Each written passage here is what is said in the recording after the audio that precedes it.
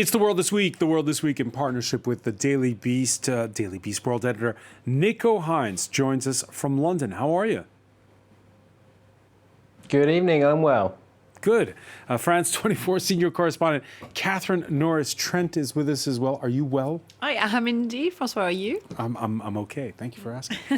Maria Paula Carvalho, journalist at the Brazilian service of sister station Radio France International. How are things with you? Thank you very much. It's an honor to be here. I'm fine, thank you. It's our honor.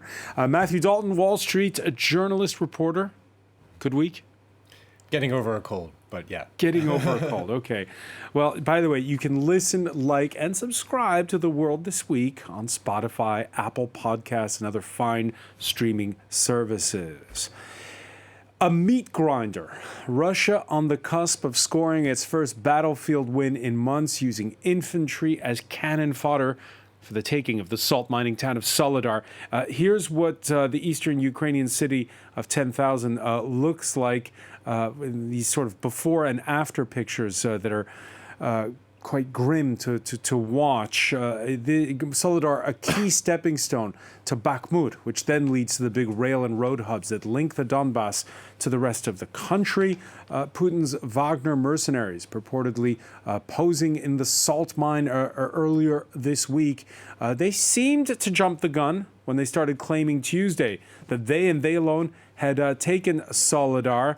It was then denied by the Kremlin before the Russian military repeated the claim on Friday. And now, going one step further, Nico Hines, we had the Russian military this Friday praising the courage of Wagner. So it's effectively giving them the nod for this paramilitary group claiming a rare success. Yeah, there's been a very strange kind of squabble that's been going on between Wagner and the official Russian military over the last few days. The Prigozhin, as you said, who runs this organization, who's a close ally of Putin and for years and years operated in the shadows, he would sue any media organization that said he had anything to do with the Wagner paramilitary organization. And of course, things have changed now where he's front and center on camera trying to claim credit, and people are asking questions about what his ulterior motives are there. But this week has seen a big fight between who should get the credit. So initially Prigozhin said that Wagner had taken Soledar, and then the Kremlin said no, they hadn't. And then this morning the Russian military claimed that they had taken Soledar, and Prigozhin put out a message. It wasn't a direct quote from him, but he put it on his Telegram saying that it was a disgrace that the Russian military was trying to claim credit for something that Wagner had done all by themselves. So it's very interesting to see that the Russian official military is now praising Prigozhin. So we've got this huge power struggle going on. And let's face it, everybody wants a little bit of credit because there's been so much doom and gloom on the Russian side for so many months now. Finally, they've achieved something, even if it is a fairly worthless town, but they have finally taken something, and everybody wants to take the credit for themselves. Is it a worthless town, Catherine Norris-Trent?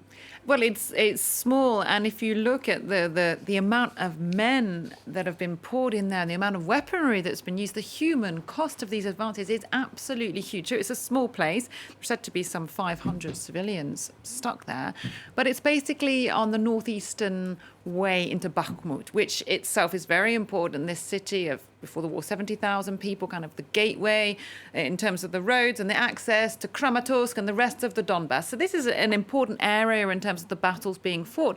And as Nico was saying, symbolically, this would be a huge win for Russia if it's confirmed. Because they haven't had any good news really from the battlefield since the summer, since before August, since the collapse in Kherson, the withdrawal, and then so this would be big for them in those terms. So analysts, when looking at on Wednesday, were of two minds as to this rivalry between the Russian military and the mercenaries. Some saying, yeah, there's an almighty blow-up within the high halls of power in Moscow. Others saying, no, this is Vladimir Putin basically having a bit of a merry-go-round and this discord is being played up. What are your thoughts on this? I think it is political. I think it's signs of a lot of manoeuvring within those corridors of power. I'd love to be a fly on the wall. I mean, we don't know exactly, but Prigozhin's statements have been absolutely incredible. The fact, he's spoken out against the military leadership. He's spoken out against the Ministry of Defense. And to have him, therefore, saying that only Wagner troops were involved in Soledar is something, it's just, we would never have even dreamed of this a few months ago. And the fact that then Putin has this reshuffle only 3 months after Surovikin was named as the commander of the Ukraine war for Russia. 3 months later, then he's demoted. Yeah. Who's put back up there? The chief of staff, Gerasimov. I think it is Putin showing his backing for the military of defense establishment there and trying to push down figures like Prigozhin. Yeah, Valery Gerasimov, the General Army Chief of Staff, he's brought in. And this General Surovikin, whose nickname was General Armageddon, apparently didn't do the trick. But he's not fired. He's just demoted to deputy. There's this sort of feeling of a merry-go-round in Moscow of leaders. This is just a proof that how difficult it is to cover this war, and I'd like to congratulate all the journalists that are there giving us important news. This morning I was at RFI, and then suddenly Russia was saying that they have completely defeated Soledar, and then the Ukrainians were saying, no, this is not, we are here. And, when you are in Europe, we are sure that or we are either Ukrainians' side or you are against democracy. But as I am Brazilian and with a Brazilian background, it's important to say that it's not like this in other countries, like in America, for example. And I'm curious to see how the new Brazilian government is going to deal with this war and with Russia. Because remember when Lula was a candidate, not even a candidate, in May, he was saying that Volodymyr Zelensky wants to show off. He's always on television and receiving standing ovations in parliaments around the world. If he really wants peace, he needs to negotiate, and he is as responsible as Putin. And even Jair Bolsonaro, 3 or 2 days after the invasion, President went to Russia to negotiate fertilizers. So you have a lot of economic interests with Russia. So it's interesting to see that if Lula is going to try a negotiation. Remember, he tried to negotiate with Ahmadinejad, for example, a peace between the Palestinians and Iran. So I'm quite curious to see what's going on. If it is a rare win for Russia, obviously in the West you start thinking, is it a change in momentum? Well, it's true, it's a rare win, but even this win has been clouded by this bickering between Wagner and the Russian military, and it just shows really how disorganized and chaotic the Russian war effort has been. I mean, if you imagine this kind of thing happening in the U.S. military or in France, where you have the U.S. military publicly arguing with a private military contractor in the middle of a war about who's taking credit for which military advance, it's kind of unimaginable. So even amidst this, small victory, as you mentioned, this is a pretty. It still shows kind of the disorder and chaos that has underscored the entire Russian war. And as you rightly point out, it comes at a high cost. Both sides seem to be running low on ammo and logistics. The battle cry on the Ukrainian side from Bakhmut and Soledar is a familiar one. The only tanks we get are modified T-72 tanks from our partner countries like the Czech Republic and Poland. But these are all old Soviet-made models. If the crews received better equipment, they would perform better.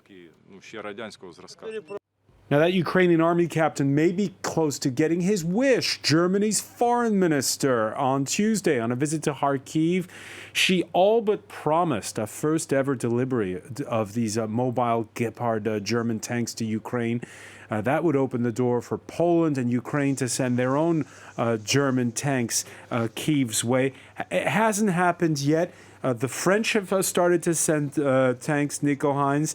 The Americans are pledging that Patriot missile battery. There is this sense that there is escalation on the NATO side of things.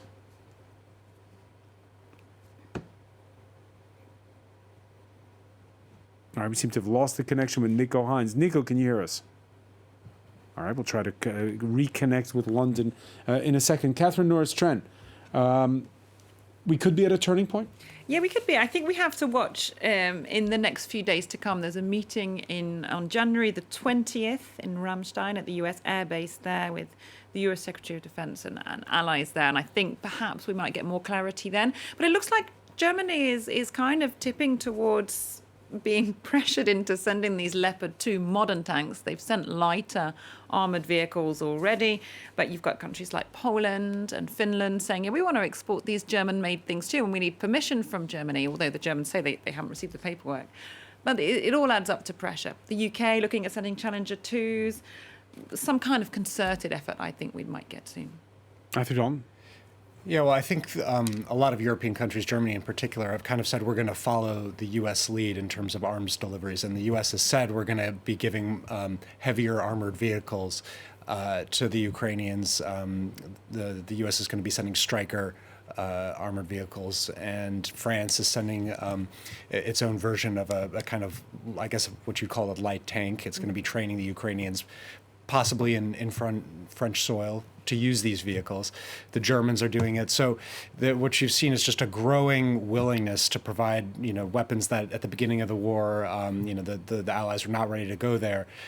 Now, with Ukraine's successes, Russia's failures, and the fact that it seems like the war is that Ukraine was advancing. Now, the Russian resistance has grown stronger.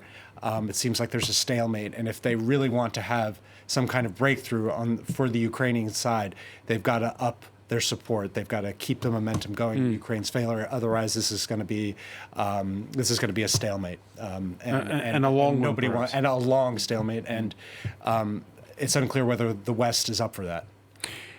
Okay, after the January 6, 2021 storming of the U.S. Capitol by rioters bent on overturning the defeat of Donald Trump, Brazil's picking up the pieces from the January 8, 2023 ransacking of the seats of power in its capital, Brasilia. Supporters of Jair Bolsonaro rejecting the defeat of the far-right incumbent. They said they wanted a coup. More than 1,200 arrests, and the new president vowing to get to the bottom of it. It is important to say there were a lot of people who were complicit in this among the military police. There were many people from the armed forces who were complicit. I am convinced that the door to the palace was opened to allow these people in, because I did not see that the door was broken. That is, it means that someone facilitated their entry here. Maria Paula Carvalho, Lula's saying there's lots of people who enabled these rioters. How does he play this now? Yeah, we were surprised actually to see how the demonstrators entered the Three Powers Square, because this was supposed to be the most, the safest part of Brazil. And since Sunday, yes, the security has improved in Brasilia, but the division in Brazilian society remains pretty strong. And one has to understand this in a perspective of a huge rejection of the Workers' Party in Brazil. So for those people that have been camped in many cities of Brazil for weeks, they truly believe they are part of a revolution and that they need to save the country from this rotten system, corrupted system that is symbolized by Lula. And Lula's keeping his defense minister, saying, I have a trust in him. How's he going to play it with the military? Yeah, we knew that a third term of Lula would not going to be easy, but actually it has been harder than everybody thought. I'm not sure if he should keep this person. Everybody is saying that he should get rid of it earlier before a next riot start. But you have to understand who are those people.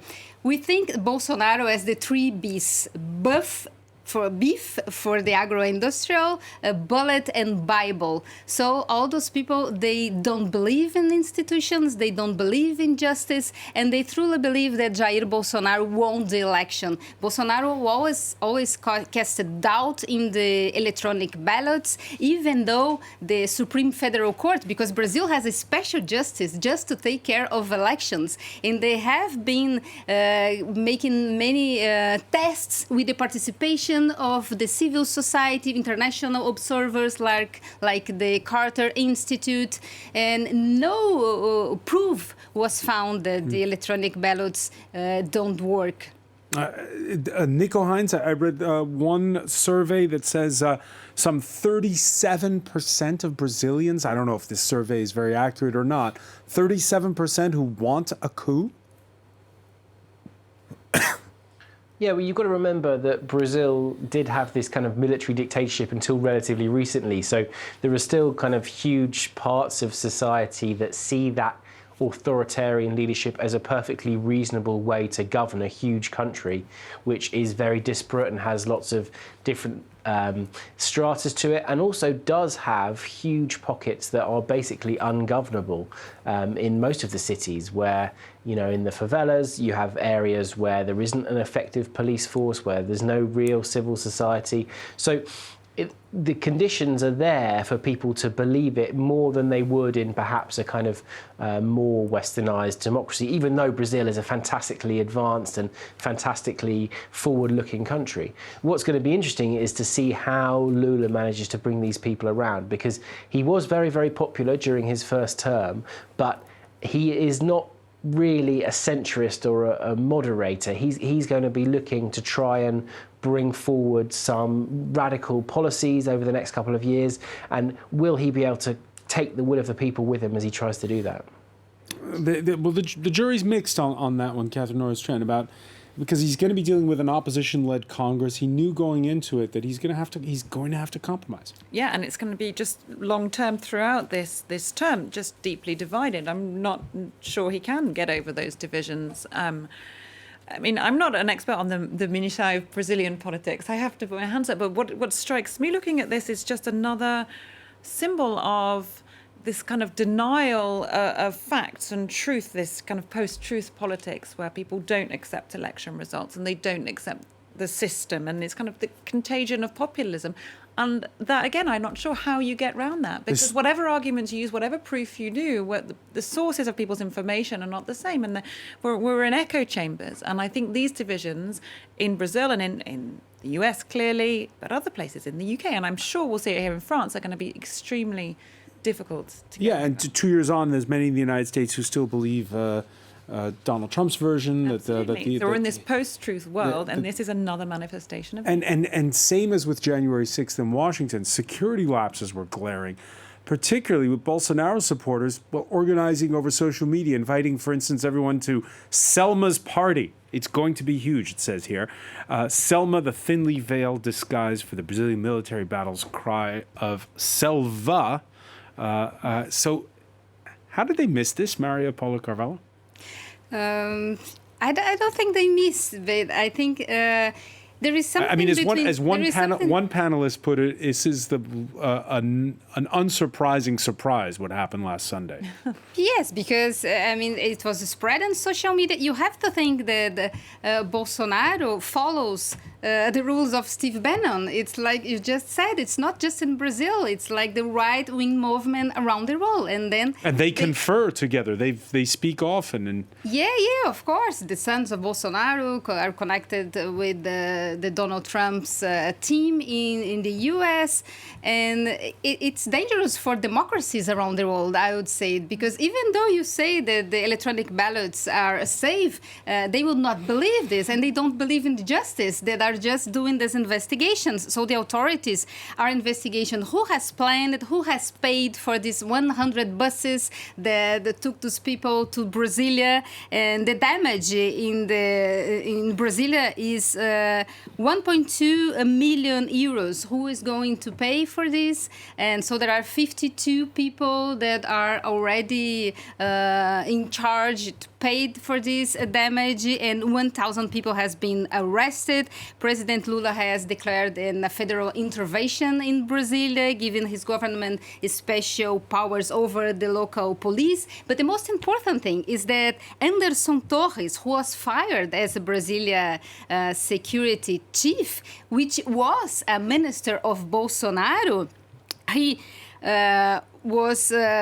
there is a arrest warrant against him for omission and of his duties and collusion with the protesters. And the investigators found a document at his place that was a kind of a proposition of intervention in the electoral court that would give Bolsonaro the power to change the result of the elections. So this could be the first proof that they are really trying to do a coup. Well, briefly, why do they do this on a Sunday when nobody's in Brasilia? The city's closed on a Sunday. And even Lula was not there. So, yeah, the power was not there, but the symbol of the Republic was there. I cannot tell you why Sunday. It could be another day, but it was predicted that it would happen after we saw all these people. They say they were not violent. They say they are just families, and there were other infiltrators from the Workers' Party that broke everything. But why do you do this? Now that Lula is in power already, you know, it's difficult. And there is a spillover.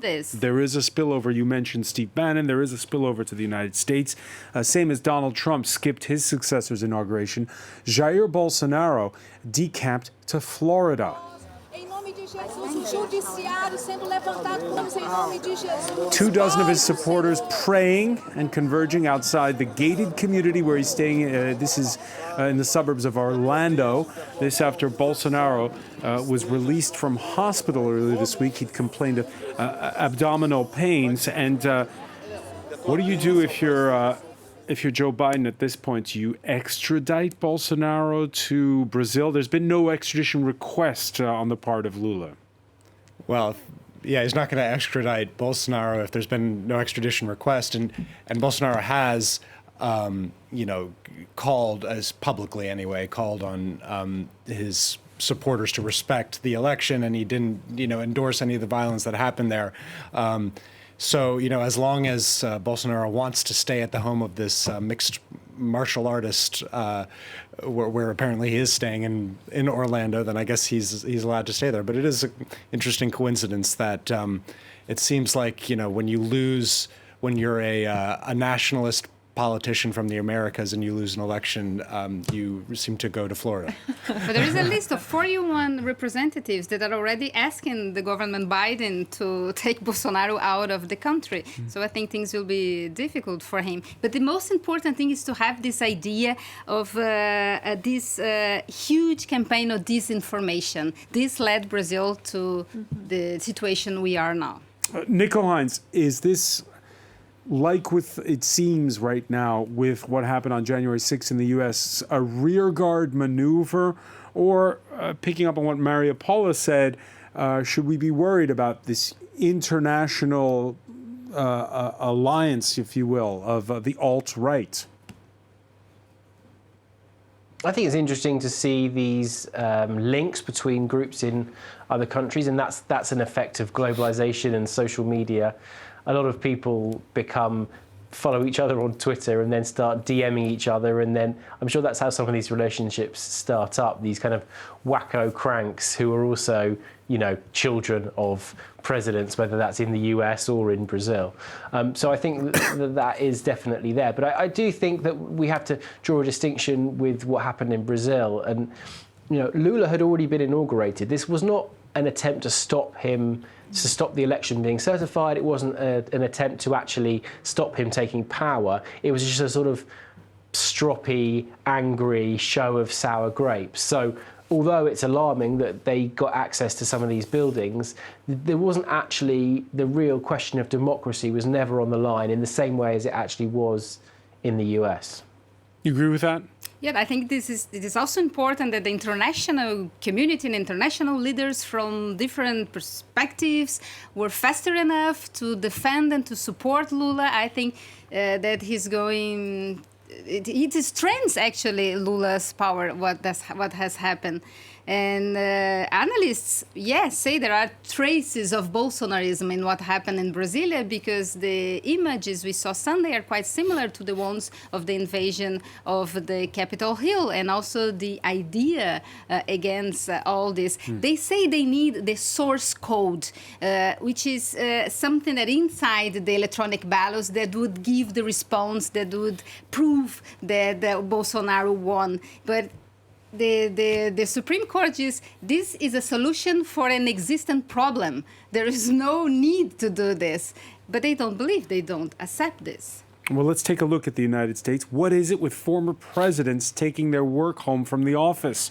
After the FBI's August raid on Donald Trump's Mar-a-Lago estate, Joe Biden fessing up to finding classified documents at his former office and at his home in Delaware. Documents taken out when he left the vice presidency. The first discoveries predate the midterm elections. But now the cat's out of the bag. The Justice Department has appointed a special counsel to investigate. The U.S. president insists that, contrary to his predecessor, he is cooperating. The opposition, though, having a field day. People know I take classified documents and classified material seriously. I also said we're cooperating fully and completely with the Justice Department's review. Another faux pas by the Biden administration, but treating law differently based upon your political beliefs. Treats President Trump one way, but treats President Biden a whole different way. Matthew Dalton, in the court of public opinion, is it one all? Maybe in the court of public opinion, but I think in actual fact there are some important questions that need to be answered to determine whether these situations are really equivalent. First of all, Trump had hundreds of documents, so it seems, at Mar-a-Lago from his time as president, classified documents. Some of them were at the highest level of classification, so I think those are called sensitive, compartmentalized information documents. So that.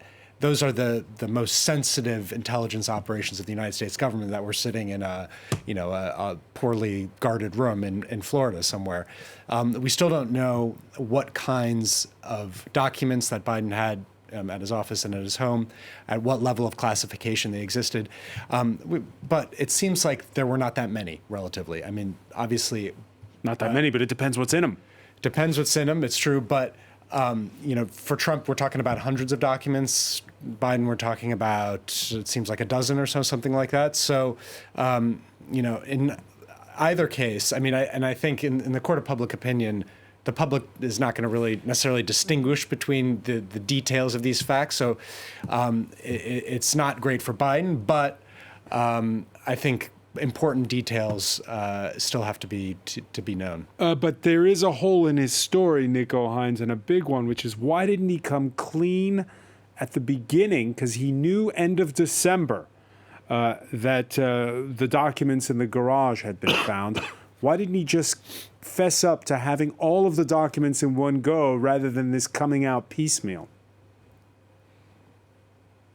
Well, I guess the excuse would be that they wanted to have a proper internal investigation, make sure they found all of the documents. I think teams of lawyers were sifting through documents.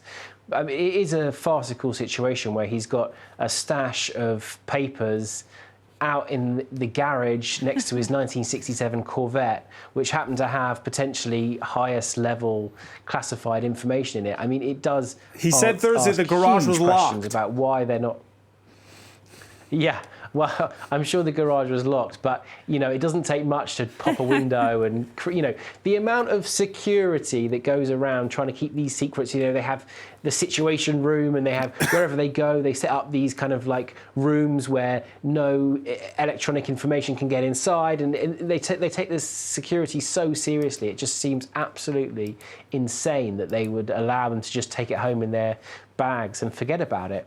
I think it's a fantastic own goal by Joe Biden, because although the situation is actually nothing like the Trump one, because the difference is Biden found these and confessed.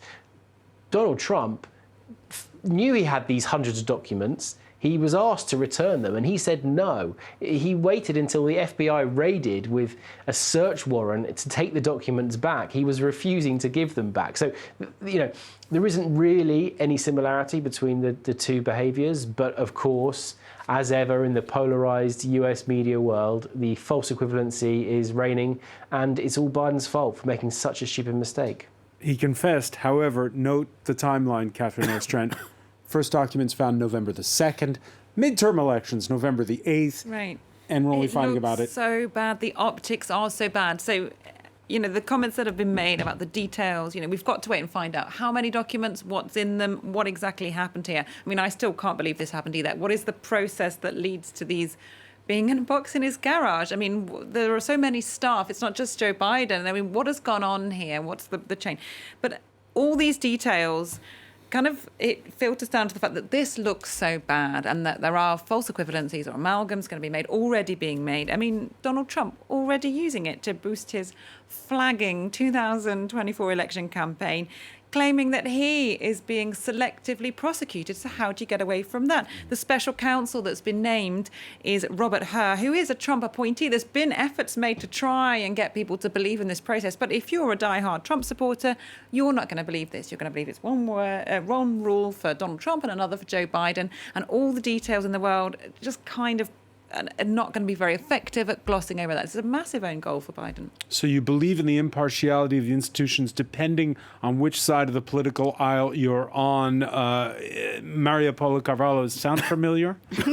Yeah, and also sounds familiar that they will believe in everything that the leader says. But yeah, it's not a good moment for Biden for having these problems. Now the Republicans have gained power in the House of the Representatives. But I totally agree with you that there is this difference between the two cases. Biden says that he's using transparency to deal with this, while Donald Trump was hiding everything and didn't want it to show. I think it may immaculate the image of Biden at this moment. All right, a White House feeding frenzy, music to the ears of the new Congress's most embattled freshman. Meet newly elected New York Republican George Santos, who appears to have lied about, everything from where he went to school to his claims of a near-death experience with COVID that the Daily Beast reported on this week, and that his grandparents fled the Holocaust. Now, with his chances of ostracization receding, he seems to have more of a spring in his step. All right, guys. I wish you guys all a great weekend, and we'll be talking to you guys soon. Still expecting to be on any committees? Yes, I am. I am going to be on committees because when you've been censored by Congress, they don't let you sit on those powerful committees that draw up the legislation. And he's saying that he expects to be seated as a full member of Congress now. Well, I guess you can say, I mean, if you have financial problems and you've lied about your resume for a long time, maybe one of your best options is to try to get elected to Congress. Yeah, I mean, it's really remarkable that the Republican Party is not acting to. They say there's going to be an ethics probe, but with this scandal surrounding the White House, does it make life easier for George Santos? Well, anything that distracts attention from his story is good for him. But the Justice Department is also investigating whether he potentially committed campaign finance violations because he hasn't. His businesses are listed as paying for a lot of expenses on his campaign that in fact potentially were personal expenses. That the clients of his businesses are not really known. There's a lot of lack of clarity about the money that found its way into his campaign. So if he does, given that he appears to be under investigation, and if he is indicted, then he will not be able to stay in Congress. But barring that, if the Republican Party is not willing to act to remove him in some way, and the House, which is controlled by the Republicans now, then he's going to stay in Congress. And we kind of thought before all of this went down that Kevin McCarthy isn't saying anything because he needs every last vote from the Republicans to. Yeah, they have a very narrow majority in the new Congress. So now he's Speaker. doesn't seem like the Republicans are in a hurry to do anything about Santos. Time will tell. Time will tell indeed. It was the week when France's president went ahead with the unpopular launch of pension reform. The strikes start next Thursday. But it's Emmanuel Macron's wife, Brigitte, who's instead been in the public eye. Seen here with the national football team coach Didier Deschamps for the launch of the Pièce Jaune charity drive in the French Riviera city of Nice, and who's been granting interviews in primetime television and in popular tabloid Le Parisien. There, the First Lady expressed her support for daily dictations to improve kids' spelling in school and mandatory uniforms for those pupils. It erases differences. We save time. It's time-consuming to choose how to dress in the morning, and money compared to brands. It's drawn a lot of attention.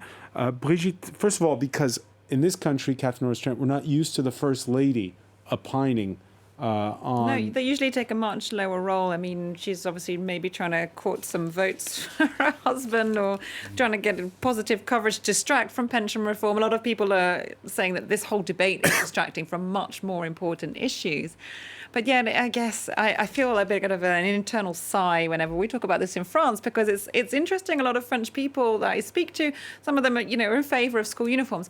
I grew up in the UK, as you can probably hear, where we had school uniforms, and I'm just really not in favour. I like the fact that France just doesn't have them. I mean, I don't know. They don't, for me, erase differences. They did not at my school. So you have a uniform, and then they say wear black shoes. Well, kids, teenagers, if they want to be horrible, they will find differences between those black shoes. You have the bags, the coats, the trainers in PE, like in like sports. It doesn't get rid of all the differences for me. It just makes people look bad at an age when they're not feeling very great about themselves. And there's this retro feel about, heading back to the good old days when things were stricter, which I just don't think it works. Nico Heinz, are you still as scarred about wearing a school uniform as Catherine clearly is?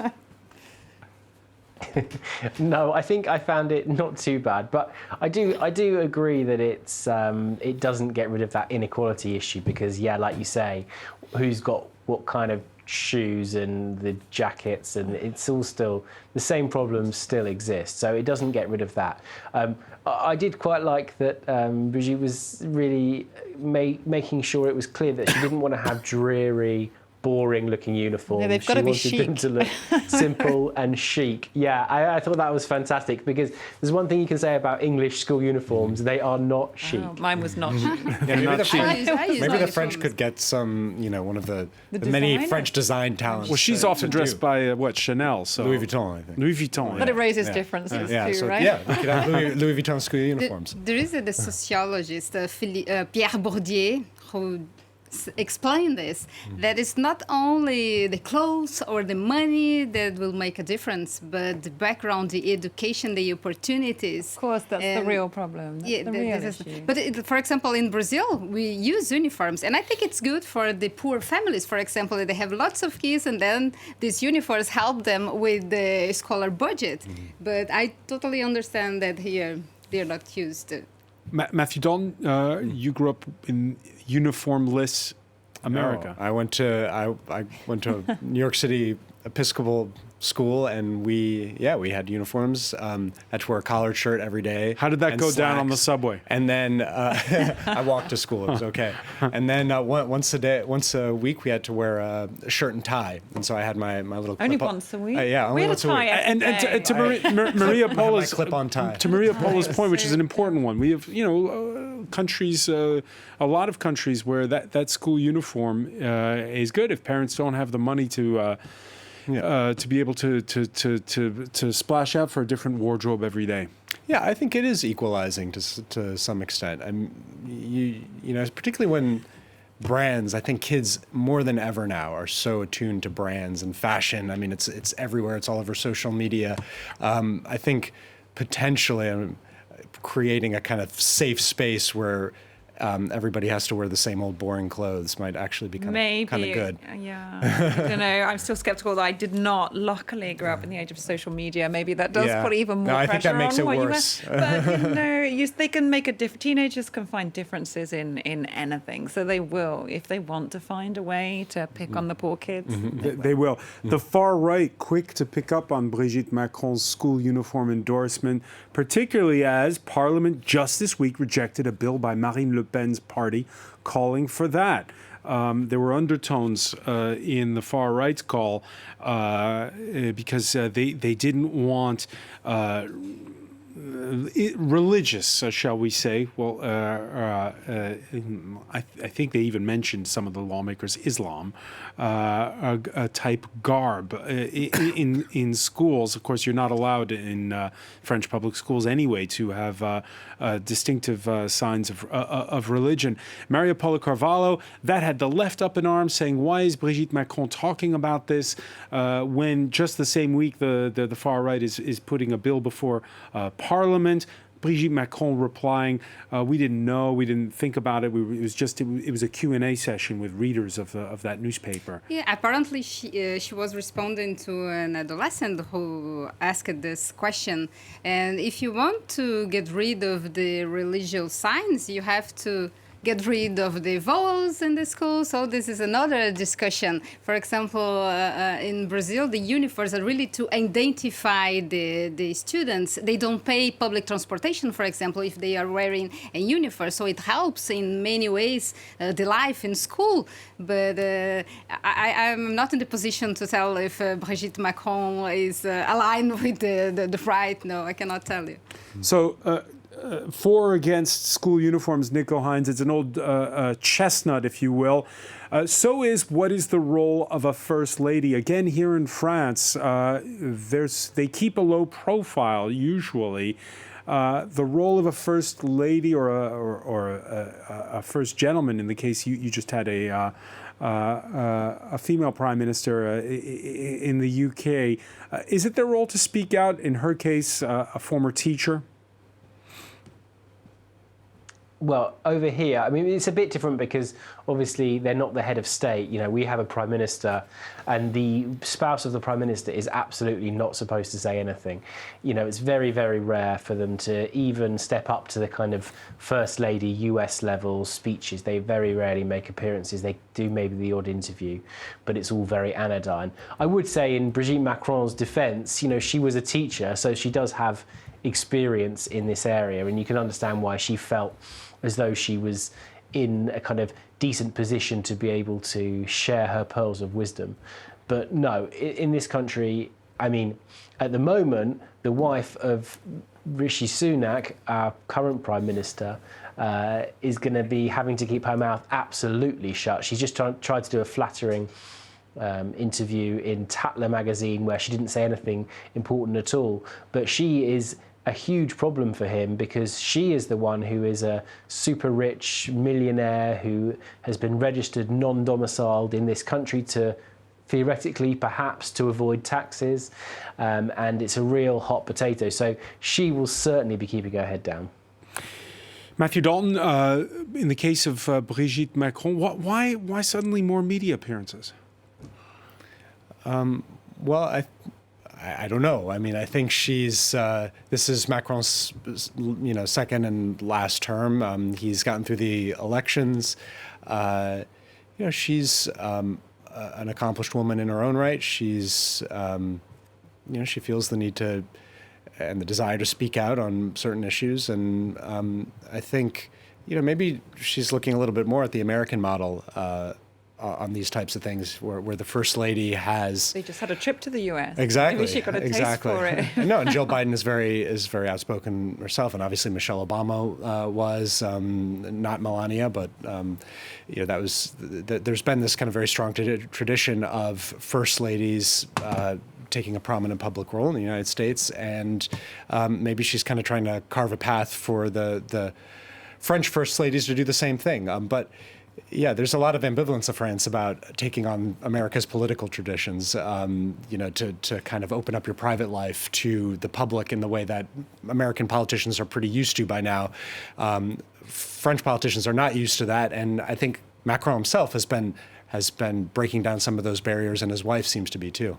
Can I make, Yeah. Oh, sorry. can I make a comparison with Brazil, for example? It depends on the person that is in power. For example, Michel Temer, his wife was very proud to say that she stayed at home and she didn't deal with politics. But then Michele Bolsonaro, she was really important for his campaign because she works for the evangelical church. So he had this mass of people that follows her. And now Janja, the new wife of Lula, is a sociologist, and she is going to take a lot of power, I think, in his government with the left wing policies. And as for Brigitte Macron?